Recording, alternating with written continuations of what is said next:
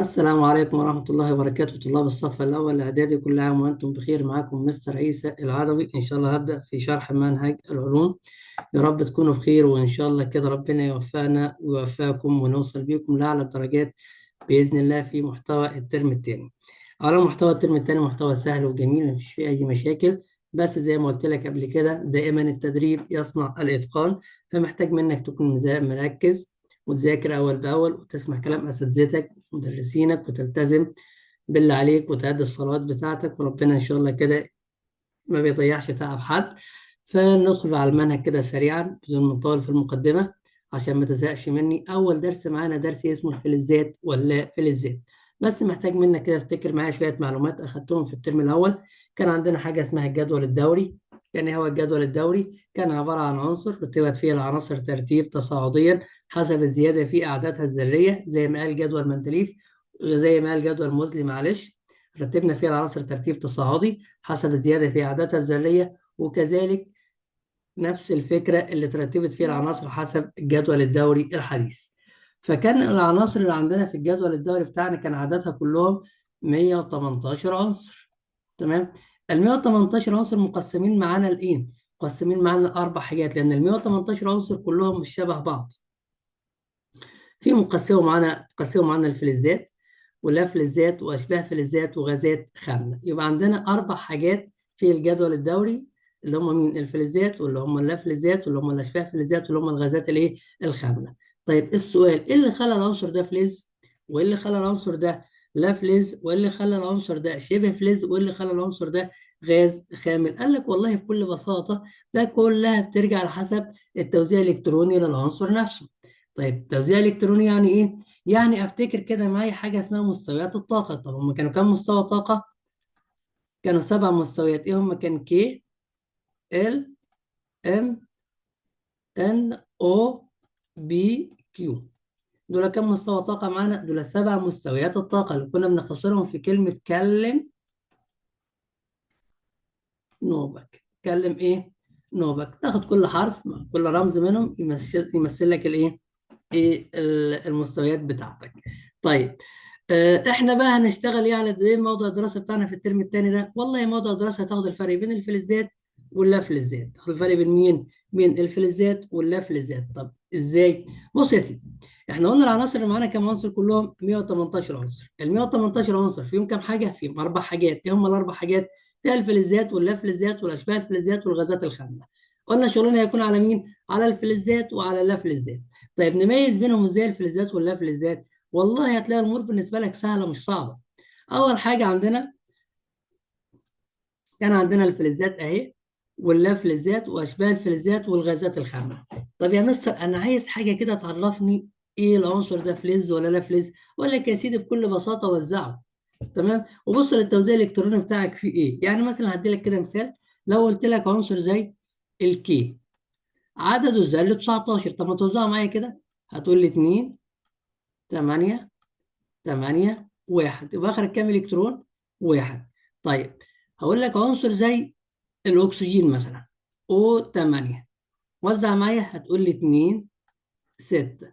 ادي لك عنصر كمان زي وليكن الارجون، وزعت عدد ذري 18، وزع معايا. هتقول لي 2، 8، 8. طيب نستفاد من كده ايه؟ قال لك والله بكل بساطة، بص يا سيدي ده اخره كام؟ واحد. طيب ده اخره كام؟ 6. وده اخره كام؟ 8. ما انت كده هقول لك انا بعد شويه ان العناصر اللي يحتوي مستوى الطاقه الاخير لها على واحد او اتنين او تلاته تسمى فلزات. تسمى مين؟ فلزات. طب العناصر اللي اخرها خمسه او سته او سبعه هتسمى لا فلزات. طيب العنصر اللي اخره 8 او اتنين في المستوى الاول هتكون غازات خامله. هتكون غازات ايه؟ خامله. طب هتقول لي في حاجه ما قلتهاش اسمها اشباه الفلزات. اقول لك لا، اشباه الفلزات لا تخضع للقاعده بتاعت اللي هي عدد الالكترونات في مستوى الطاقه الاخير. يعني ممكن يكون اخره اربعه اقول لك شبه فلز، ممكن يكون اخره اربعه اقول لك ده لا فلز عادي.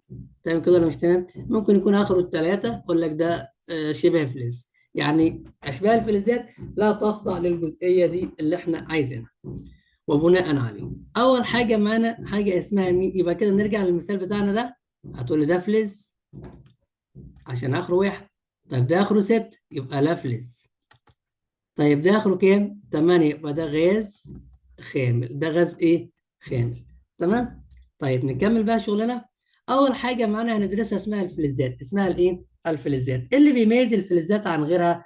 قال لك والله اللي بيميز الفلزات عن غيرها ان اول حاجه فيها مستوى الطاقه الاخير لها للذرات بتاعتها بيحتوي على الكترون او اتنين او ثلاث الكترونات. زي مثلا الصوديوم توزيعته 2 8 1 اخره كام؟ 1 يبقى ده فلز. زي المغنيسيوم 2 8 2 يبقى ده فلز برضه. تاني حاجة تميز الفلزات معانا إن كل العناصر بتاعتها عناصر تكون في الحالة الصلبة. في الحالة الإيه؟ الصلبة. ما عدا الزئبق بيكون في الحالة السائلة. ما عدا الزئبق بيكون في الحالة مين؟ السائلة. طيب بالراحة كده يا مستر، هو إحنا عندنا المادة ليها كام حالة؟ افتكر معايا كده. 3: صلب، سائل، غاز. صلب، سائل، إيه؟ غاز. وبناء عليه الصلب والسائل والغاز دول ودي تمثل حالات المادة. أيوه. الفلزات بتوجد فين في الجزئية دي كلها؟ تقول لي والله يا مستر بكل بساطة الفلزات بلاقيها كلها مواد صلبة. كلها مواد إيه؟ صلبة. بس لكل قاعدة شواذ هلاقي عندها عنصر واحد اسمه السابق. ده بيكون يتواجد في الحالة مين؟ السائلة. يتواجد في الحالة الإيه؟ السائلة. يبقى لما نيجي كده عشان نحط لك سؤال في الامتحان، كم عدد الحالات التي يمكن أن تتواجد عليها الفلزات؟ اتنين ولا ثلاثة؟ هتقول لي اتنين يا مستر كلهم صلب ما عدا الزئبق بيكون ايه؟ سائل. تالت حاجه معانا ان كل الفلزات لها بريق معدني. لها بريق ايه؟ معدني. يعني كلها عندها كده تتميز باللمعان والظهور في اللون بتاعها. زي الصوديوم، مغنيسيوم، نحاس، خرسين، فضه، ذهب، ألمونيوم. كل الحاجات دي بالنسبه لنا بتكون ليها لمعان او بريق. واحد كده هيسأل يقول لي ايه؟ طب يا مستر انا مثلا جبت مسمار من الحديد لسه شاريه دلوقتي، لسه ما زال محتفظ باللمعه بتاعته. بعد اسبوع 10 ايام لقيته كده اللمعه بتاعته اختفت. راحت فين؟ اقول لك لا، هنا اتكون على الحديد طبقه بنيه هشه بيسموها علميا صدأ الحديد. صدأ الايه؟ الحديد، المركب المعروف باسم اكسيد الحديد. تمام كده؟ يعني الحديد اتكون عليه طبقه من الصدأ بسبب تفاعله مع مين؟ مع اكسجين الهواء الموجود فين؟ في الجو. تمام كده؟ يبقى اللمعه بتاعته اختفت ليه؟ عشان عمل لك مين؟ الصدأ بتاع الحديد ده. الجزء اللي بيميز الفلزات برضو قابليتها للطرق والسحب والتشكل. يعني ايه قابليتها للطرق والسحب والتشكيل؟ يعني ممكن واحد يمسك قطعة حديد كبيرة يصنع منها عربية مثلا أو سيارة أو بيت أو شباك أو سكينة أو أي حاجة من الحاجات اللي فيها حديد بتشوفها قدام عينينا. يبقى يمكن تشكيلها. يمكن تشكيلها بكل بساطه. يمكن سحبها. يعني ايه سحبها؟ يعني ممكن زياده حجمها. زياده حجمها. ايه المشكله؟ طالما هي اصلا مواد، لان بطبيعه الحال الفلزات بتكون مواد لينه، يعني ممكن تشكلها زي ما انت عايز مش هتتكسر معاك. تمام كده؟ يبقى كده عناصر تقبل الطرق والسحب والتشكيل زي الحديد، النحاس، والالومنيوم. كمان بتكون جيدة توصيل الحرارة والكهرباء. انت واحد كده عايز تعمل دايره كهربائيه، تيجي هنا كده ادي البطاريه تعتبر مصدر الكهرباء، وعندك هنا المصباح اللي بنستدل منه على مرور تيار كهربي. بستدل منه على مرور تيار ايه؟ كهربي. طيب الكهرباء اللي في البطاريه دي عشان توصل للمصباح مش محتاجه سلك تمشي فيه؟ قال لك محتاجه سلك تمشي فيه. خلي السلك من النحاس. خلي السلك منين؟ من النحاس. اللمبه هتنور ولا مش هتنور؟ هتنور. وكمان عدت على شريحه من الخرسين، اللمبه برضو هتنور. طب تعالى هنا كده، حط مثلا قطعة بلاستيك. شيل شريحة الخرسين وحط قطعة بلاستيك. حط قطعة كبريت. حط قطعة فوسفور مثلا. هتلاقي كل الحاجات دي اللمبة مش هتنور. ليه؟ لأن هندرس بعد شوية إن اللافلزات لا توصل الكهرباء. طب يا مستر أنت بتقول لي كده وصلت كهرباء، فين الحرارة اللي وصلتها؟ يا سيدي بكل بساطة امسك كده مسمار وحطه كده على شعلة البوتاجاز، وامسك الناحية التانية الطرف بإيدك. هتلاحظ إن الحرارة بدأت توصل لإيدك. تمام ولا مش تمام؟ تمام. يبقى كده في حرارة وصلت عندك ولا مفيش؟ في. يبقى الفلزات تتميز بالقدرة على نقل أو توصيل الحرارة والإيه؟ والكهرباء. تالت حاجة معانا إن درجة الانصهار بتاعتها بتكون مرتفعة. درجة الانصهار بتاعتها إيه؟ مرتفعة. يعني إيه؟ يعني باللغة بتاعتنا لو أنت معاك قطعة حديد عايز تشكلها فهتعمل لها إيه؟ هتبدأ تسخنها. تمام. طب هي عشان تسخن وتسيح، باللغة بتاعتنا بنقول عليها انت سيحت الحديد. طيب سيحت الحديد ده يبقى محتاج درجة حرارة كبيرة ولا صغيرة؟ اسمع، هتقول لي درجة حرارة كبيرة، درجة حرارة ايه؟ كبيرة. طب طالما درجة الحرارة دي كبيرة يبقى درجة الانصهار مرتفعة ولا منخفضة؟ يبقى درجة انصهارها مرتفعة، درجة انصهارها ايه؟ مرتفعة. طيب واحد كده مركز يجي يسألني سؤال، هل كل الفلزات تتميز بدرجة انصهار مرتفعة؟ هي كلها مرتفعة، ده أول حاجة. بس السؤال، هل كلهم ليهم نفس الدرجة؟ أقول لك لا، هنا الوضع يختلف معايا. الوضع يختلف معاك إزاي؟ بص كده معايا كده بكل بساطة، اللي هي جت لوحدها، هي في آخر الدرس بس هنتكلم فيها هنا دلوقتي. لو اديتك مثلا عنصر زي الصوديوم Na 11، وهاجي هنا اديلك عنصر زي المغنيسيوم 12، وهديلك عنصر زي الألمنيوم 13، عايز كده حد شاطر يوزع معايا؟ تقول لي يا مستر اهو، العنصر الأول الصوديوم 2 8 1. طب مغنيسيوم 2 8 2. طب ألمنيوم 2 8 3. حلو كده ولا مش حلو؟ حلو. بس عايزك تاخد بالك من حاجة، ايه هي؟ ان عينك تروح على عدد الكترونات مستوى الطاقة الأخير، ده آخره كام؟ واحد. وده آخره كام؟ اتنين. وده آخره كام؟ تلاتة. طيب ايه برضو اللي عايز توصل له يا مستر؟ اقول لك عايز اوصل لك حاجة، ايه هي؟ ان كلما زادت عدد الكترونات مستوى الطاقة الأخير بين قوسين اللي هو التكافؤ، الكترونات التكافؤ، زادت درجة الانصهار. زادت درجة مين؟ الانصهار. تمام؟ يعني ده مثلا ممكن ياخد طاقة حرارية وليكن 50 درجة، هتلاقيه بدأ ينصهر. لكن ده لا، ده آخره 2، فمحتاج طاقة حرارية كتيرة جدا، ده بتوصل ل 650 درجة. طيب هنا زاد الكترون توصل ل 660 درجة. يبقى كده كلما زادت عدد الالكترونات مستوى الطاقة الأخير بيزداد معاها مين؟ درجة الانصهار، بتزداد معاها درجة الايه؟ الانصهار. كده بكل بساطة كان كل المتعلق بالفلزات عندك في المحتوى بتاعك. تمام؟ الموضوع سهل وبسيط، بس عايز منك حبة تركيز، حبة مذاكرة، هتلاقي الأمور بالنسبة لك أسهل مما تتخيل بمراحل. نشوف الجزئية اللي بعد كده بتقول إيه؟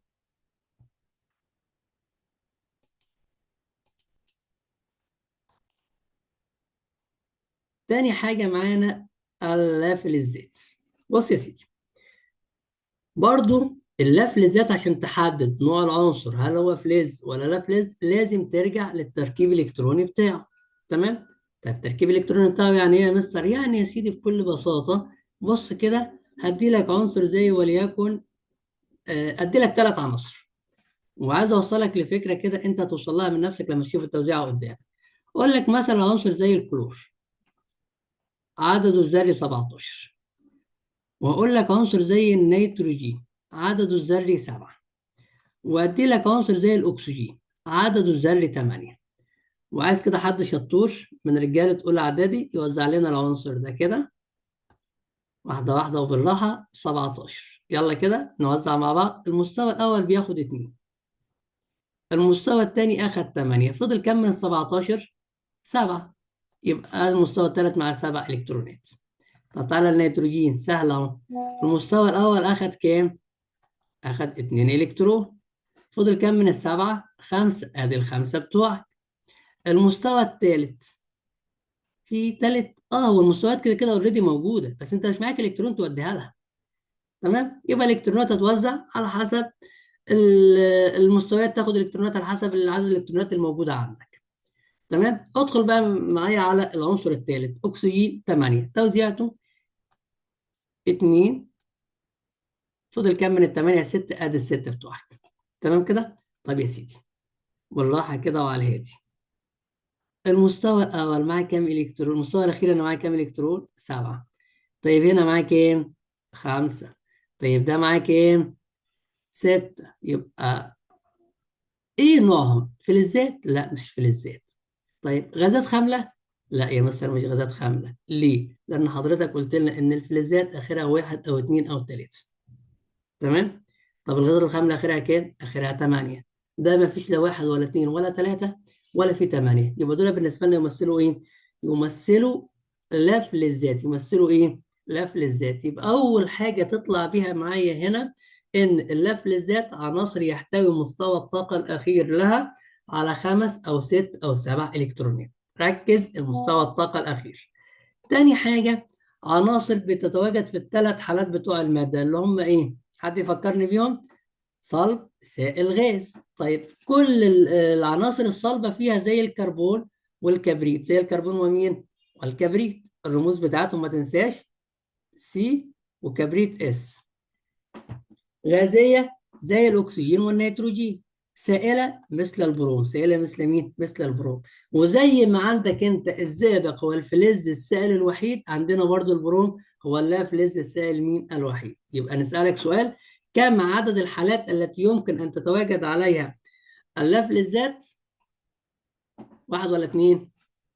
لا يا مستر، ده لا واحد ولا اتنين، دول ثلاث حالات. دول كم حالة؟ ثلاث حالات. تمام؟ كذلك ليس لها بريق معدني، يعني عناصر كده معتمة، عناصر كده بتكون ايه؟ معتمة، فلذلك بنقول عليها ليس لها بريق ايه؟ معدني. ماشي.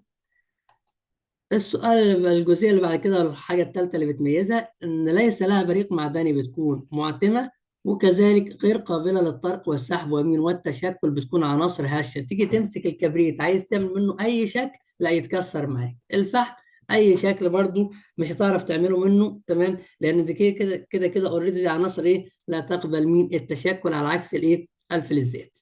كذلك عناصر رديئة التوصيل للحرارة والكهرباء، يعني لا بتوصل حرارة ولا بتوصل كهرباء. لذلك بتلاقي سلك النحاس متغطي طبقة من البلاستيك. طبقة منين؟